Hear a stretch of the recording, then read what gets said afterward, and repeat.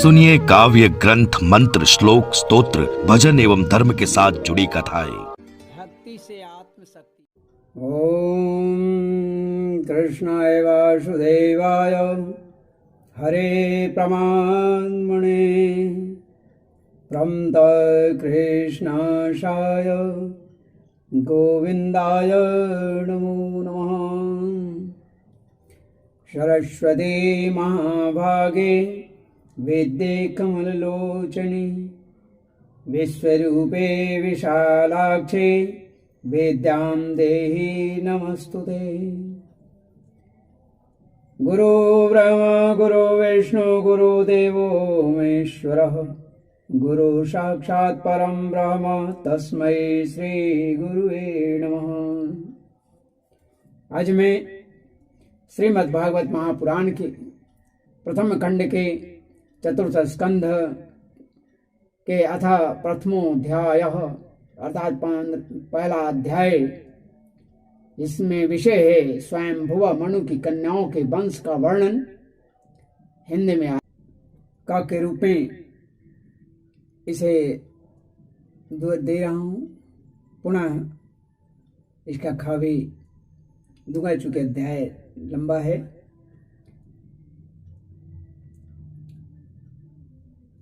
मैत्री जी और विदुर जी का दोनों की वार्ता हो रही है, कथा प्रसंग चल रहा है। इसमें कपिल जी के द्वारा अपनी माता का उपदेश और उसके बाद परम पद को प्राप्त करना उनकी माँ को स्वयं कपिल मुनि घर को छोड़ करके और तपस्या के लिए निकल जाना। पति पहले ही वनगमन में थी। वनगमन के बाद यह बड़ा उदास हो गई। वह उसी तरह व्याकुल थी जैसे अपने बच्चे को न देखकर गैया व्याकुल हो जाती है। तब ये निरंतर भगवान का ध्यान करती रही। त्रिकाल स्नान करने से उनके घुंघराले अलके जो थी भूरी भूरी जटाओं में परिणित हो गई तथा जो चीर वस्त्रों से ढका हुआ शरीर उग्र तपस्या के कारण दुर्बल हो गई, लेकिन तेज उतना ही तेजी से बढ़ता चला गया।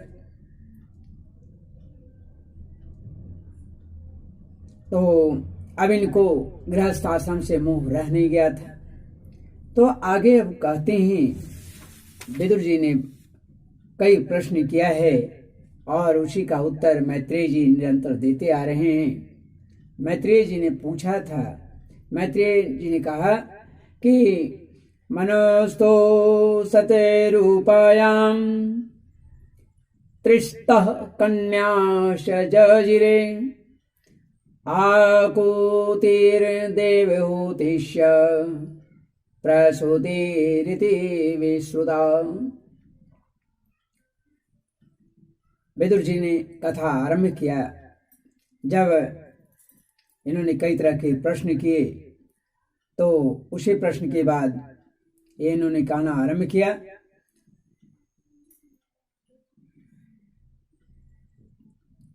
मैत्री जी ने कहा, हे विदुर जी, स्वयंभुव मनु की पत्नी थी महारानी शत्रुपा। तो शत्रुपा से दो संतानें हुई, एक प्रियवत और दूसरा उत्तानपाद। यही उत्तानपाद के पुत्र थे ध्रुव, जो आगे मैं कथा में बतलाऊंगा। तो इन दो पुत्रों के साथ मनु और शत्रुपा के 3 कन्याएं भी थीं। ये 3 कन्याएं आकुति, देवहूति और प्रसूति से विख्यात थी। प्रसूति नाम से विख्यात थी।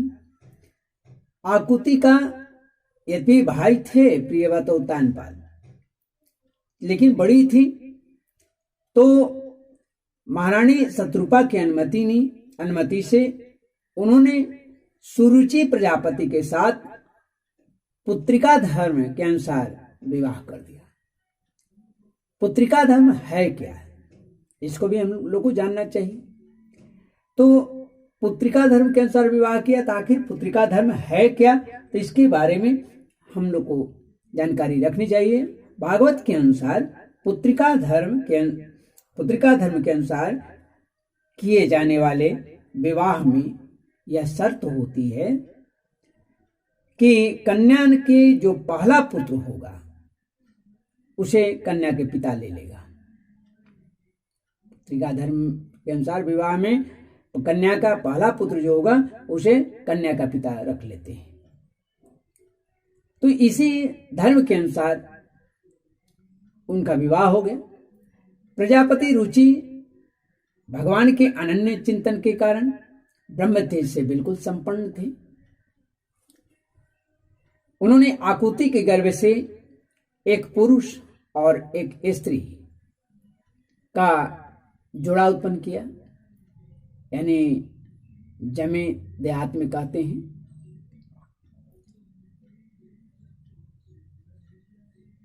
उनमें जो पुरुष था वह साक्षात भगवान यज्ञ स्वरूपधारी नारायण के समान थे, और नारायण के समान क्या थे, यज्ञ रूपधारी भगवान विष्णु थे।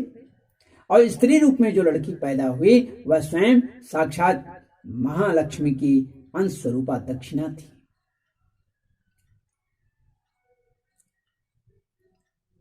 मनु जी अपनी पुत्री आकुति के उस परम तेजस्वी पुत्र को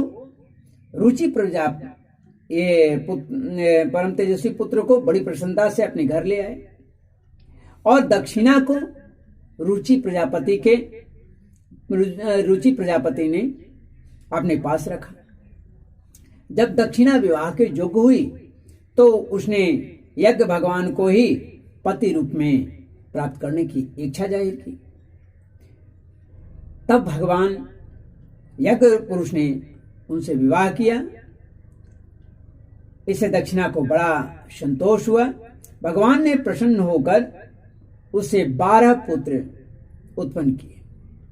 अब उन 12 पुत्रों के नाम क्या थे, तो उनके नाम थे तोष, प्रतोष, संतोषो, भद्र, शांति, ऋडस्पति, एद्मा, कविर्विभो, स्वहर्णा, सुदेवो, रोचनो, द्विषटे। तोष, प्रतोष, संतोष, भद्र, शांति, इडस्पति अर्थात बृहस्पति, एधमा, कवि, विभु, स्वहन्न, सुदेव और रोचन, ये 12 पुत्र उत्पन्न हुए। यही स्वयंभुव मनवंतर में तुषित नाम के देवता हुए, और उस मनवंतर में मरीचि आदि जो सप्तर्षि थे, ये भगवान यज्ञ की ही देवता के आदिश्वर इंद्र थे। भगवान यज्ञ ही देवताओं के आदिश्वर इंद्र थे, और महान प्रभावशाली प्रियव्रत एवं उत्तानपाद ये मनुपुत्र थे। वह मनवंतर उन्हीं दोनों के बेटों, पोतों और दौहित्रों के द्वारा वंश से छा गया। प्यारे विदुर जी, मनु जी ने अपनी दूसरी कन्या जो देवहूति थी, इनकी विवाह कर्दमा मुनि के साथ कर दिया, जिसका वर्णन मैं पीछे बतला चुका हूं। उसके संबंध की प्राय सभी बातें कहते हैं कि सभी बातें मैं तुमसे कह चुका हूं, तुम सुन चुके हो। भगवान मनु ने अपनी तीसरी कन्या प्रसूति, तो प्रसूतिका का विवाह ब्रह्मा जी के पुत्र दक्ष प्रजापति से किया था। उसकी विशाल वंश परंपरा तो सारी त्रिलोकी में फैली हुई है। मैं कर्दमा जी की 9 कन्याओं का जो 9 ब्रह्मर्षियों से ब्याही गई थी, मैं पहले भी बता चुका हूं कि 9 कन्याएं थी उनकी, पहले ही वर्णन कर चुका हूं। अब उनकी वंश परंपरा का वर्णन करता हूं। मरीचि ऋषि की पत्नी कर्दमा की बेटी कला से कश्यप और पूर्णिमा नाम के 2 पुत्र हुए। कर्दमा जी की बेटी कला से कश्यप और पूर्णिमा नाम के 2 पुत्र हुए, जिनके वंश से यह सारा जगत भरा हुआ है।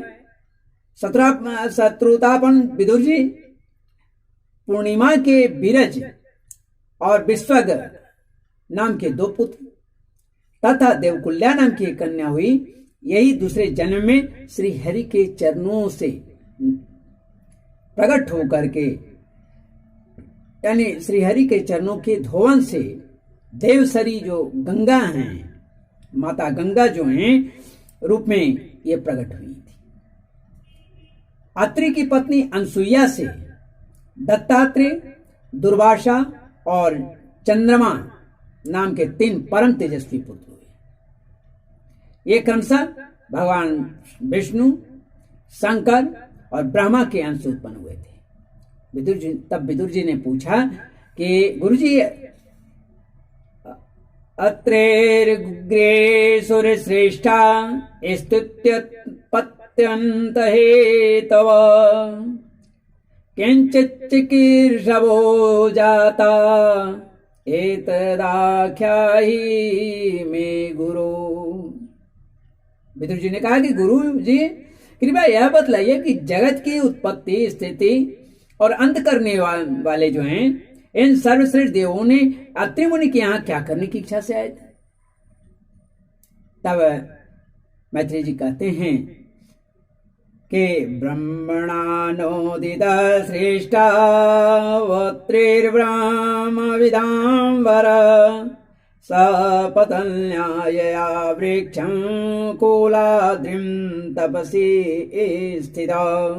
मैत्री जी ने कहा कि जब ब्रह्मा ने ब्रह्मज्ञानियों में श्रेष्ठ महर्षि अत्रि को सृष्टि रचने के लिए जब आज्ञा दी, तब वे अपनी सहधर्मिणी, साथ चलने वाले अपनी पत्नी के साथ, अनसुईया के साथ सहित तप करने के लिए ऋक्ष नामक पर्वत पर,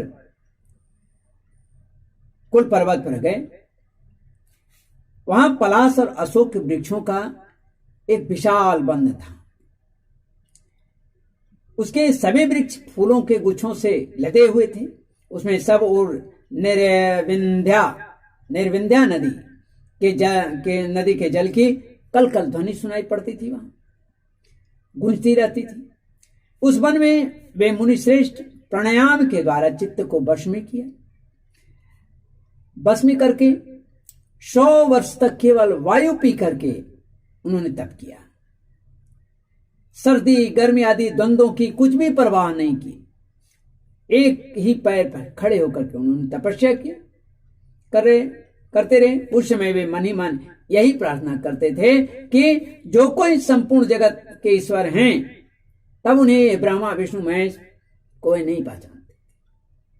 तो उन्होंने कहा कि जो कोई ईश्वर है इस जगत के, जो मालिक है, मैं उसकी शरण में हूं, वे मुझे अपनी ही समान संतान प्रदान करें। तब यह देखकर कि प्राणायाम रूपी ईंधन से प्रज्वलित हुआ, यानी जलता हुआ त्रिमुनि का तेज उनके मस्तक से निकलकर 3 लोकों को दीप्यमान कर रहा है, प्रकाशित कर रहा है, तपा रहा है। ब्रह्मा विष्णु और महादेव तीनों जगतपति जो थे उनके आश्रम पर आए। उस समय की स्थिति क्या थी?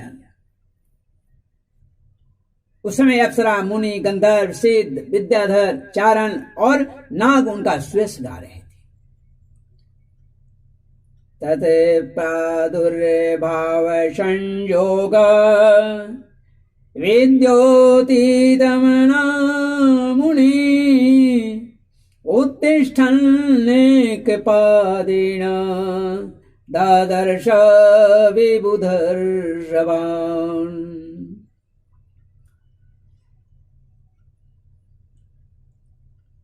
प्रणम्य दण्डवदे भूमा भूपतस्थैर्हणाञ्जले वृषंस सुपर्णस्तान स्वे स्वैश्चिन्नैश्च चिन्निता। उन तीनों का एक ही साथ प्रादुर्भाव होने से, प्रकट होने से अत्रि मुनि का अंतःकरण प्रकाशित हो उठा। उन्होंने एक पैर से खड़े खड़े ही उन देवों को देखा और फिर पृथ्वी पर दंड के समान लौट गए, दंड के समान पड़कर प्रणाम किया और प्रणाम करने के अनंतर यानी बाद में अर्घ्य पुष्पादि पूजन की सामग्री हाथ में ले उनकी पूजा की। वे तीनों अपने अपने वाहन हंस, गरुड़ और बैल पर चढ़े हुए थे तथा अपने कमंडल, चक्र और त्रिशूलादि चिन्हों से सुशोभित थे। उनकी आंखों से कृपा बरस रही थी। उनके मुख पर मंद मंद हंसने की रेखाएं थी। ऐसा लग रहा था जैसे प्रभु मुस्कुरा रहे हैं। मुस्कुराएं तो रह रहे थे क्योंकि भक्त की पुकार थी, जिससे उनकी प्रसन्नता झलक रही थी। उनके तेज से चौंधियाकर मुनिवर ने अपनी आंखें मूंद ली।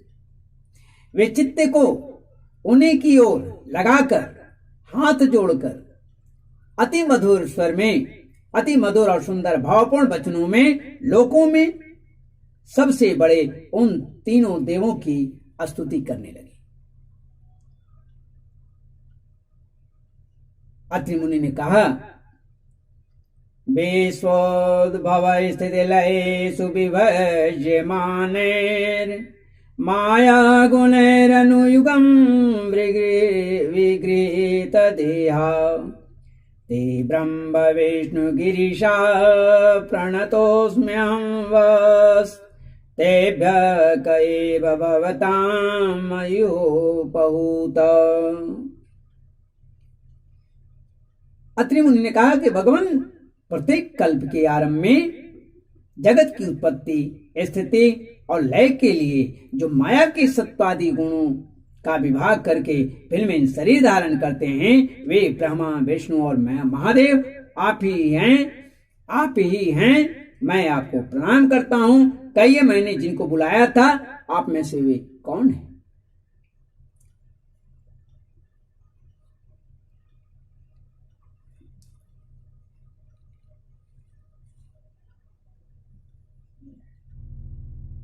श्रीमन्नारायण नारायण नारायण, हरिर्नारायण नारायण नारायण, गोविंद नारायण